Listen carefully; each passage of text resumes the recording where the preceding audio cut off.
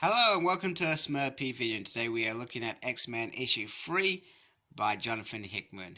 Now here's the cover. It seems that we perhaps are going to get a Cyclops Emma story and perhaps a bit of the Savage Land going on. On the back there's just an advert.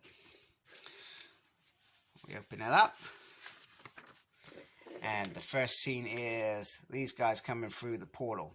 Now so far from what we've got is only mutants are allowed through with the permission of Kragon, and these guys have managed to get in. So obviously the X-Men there, Pixie, I forgot his name, damn it. I know, think that they're perhaps other mutants and they don't know them, and hi, how are you, sort of thing, because they don't expect anything else. So they get taken out quite quickly, and this, sorry that didn't come out very well, this story is called Growth Mindset. And in this issue we see White Queen, Cyclops, Magneto if it focuses, Marvel Girl, and the Black King.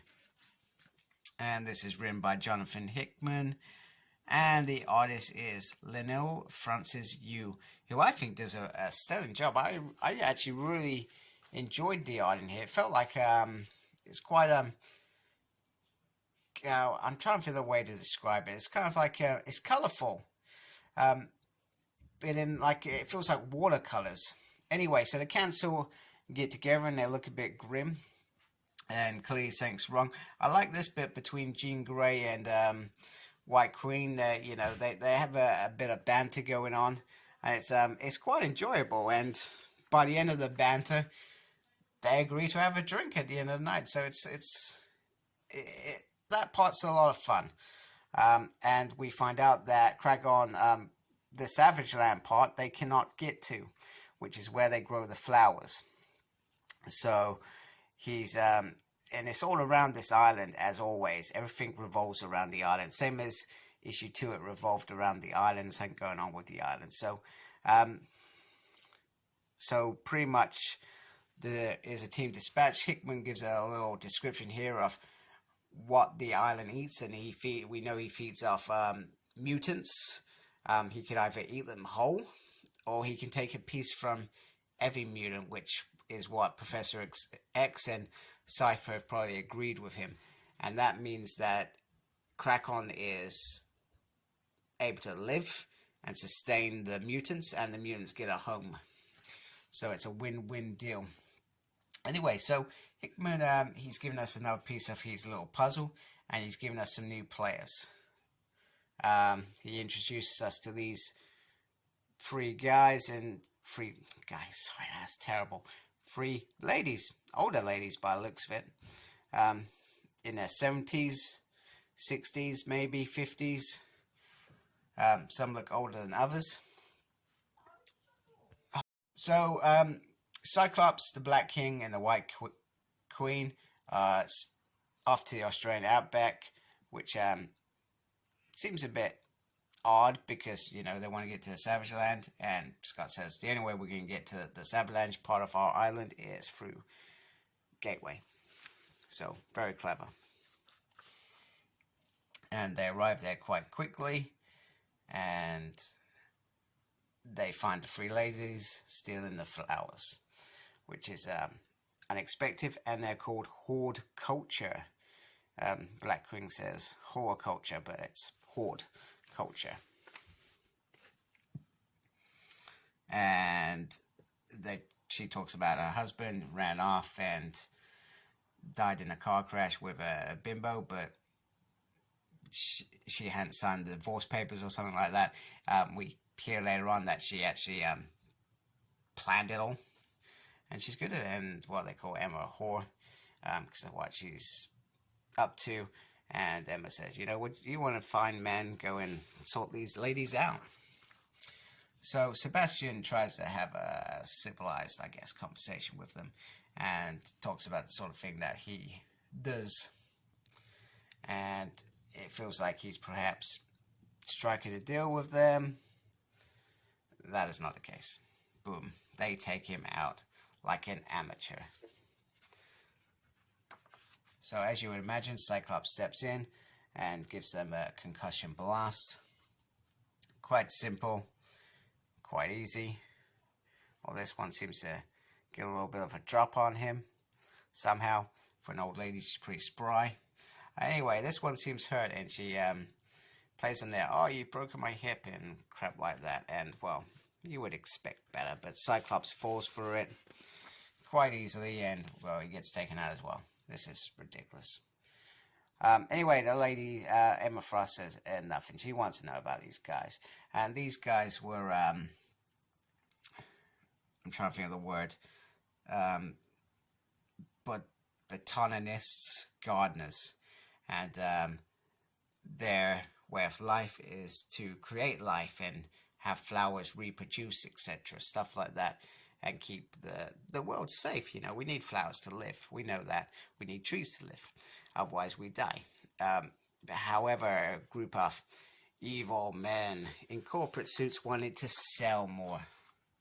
So, as you can imagine, selling more, they wanted plants created that just died. Didn't reproduce, didn't do any of that natural stuff. Anyway, the three ladies clearly disagree with that. And it ended up with them, well, he gets buried underneath there and used for roots, I guess is the word. Now, everything seemed fine. They realized that humans are the danger, and their intention, I guess, is to take out these humans. However, Krakow's appearance threw their plan out of sync, and with the drugs and the flowers that they have, they wanted to see if it was a threat to what they were doing or how they could harness that power. And then they talk about how they managed to influence the portal to get there, which is quite interesting. However, Emma Frost seems to let them go quite easily. She didn't fight with them or anything. She just, keeps her thing and, well, makes a little, you are a lot of help Gateway, which we know Gateway just sits there, he opens these portals, and he's happy. Although I thought he died. Oh, they probably brought him back. Keep forgetting they bring mutants back. So anyway, Emma Frost returns, probably with the embarrassed Sebastian Shaw and Scott Summers, and says we have a problem. So we've got a... Oh, here's, if you want to pause this, you can read this as well.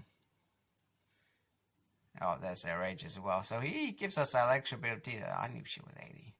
He gives us this extra bit of detail on these new characters that he's given us, which you would think, what the hell are they doing? Are they crazy women? But they're not. They're clearly think about what they're doing before they do it, and if they can do that every time, they seem like they could win.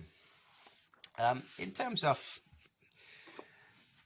Hickman's run, he's given us a little piece of the puzzle each issue, and it's a really little piece, and it all centers around Krakow. I mean, we've got last issue was about the second part of the island coming, and Apocalypse I guess child turning up. So there's a bit with Apocalypse in the background. Now we've got these new players that are interested in Krakow in terms of what they do with flowers and preserving the world, and they have their own agenda, and I guess we'll see more of that as the story carries on. I like the interactions with Emma Scott, Black King, Marvel Girl. They seem to reflow. I'm not sure why Magneto was a player in this, because I didn't really see anything of it. So from a character-driven story, we got a little bit of that as well. So I'm going to say we got more about the enemy in this issue than the good guy. So I'm going to say from a character development point of view, I think it's an 8, because we learned about our enemy, and we got a little bit of growth between some of the characters, being reunited, I guess, in this world. In terms of storyline, once again, another little piece of the storyline, which will grow into this bigger piece of the story. So, once again, I'm going to say a number 8. Art, I love the art in this. The colors were absolutely beautiful. Felt very, I guess, indie. Watercolors I like. So, very enjoyable. I'm going to give that a 10. And the front cover is beautiful. It tells us these are the 2 characters in there in the story, and we're perhaps dealing with the Severland. So it gives you everything you need before you buy the comic. So I'm going to say once again, it's a 10 for me on the cover, 'cause I like it. And it reminds me of that divided We Stand storyline where these two were in the Savage Land, and it reminded me of that, a time where I enjoyed these two as a couple. I really did. So, fantastic work. Enjoyed Hickman writing in this issue. So, looking forward to issue 4.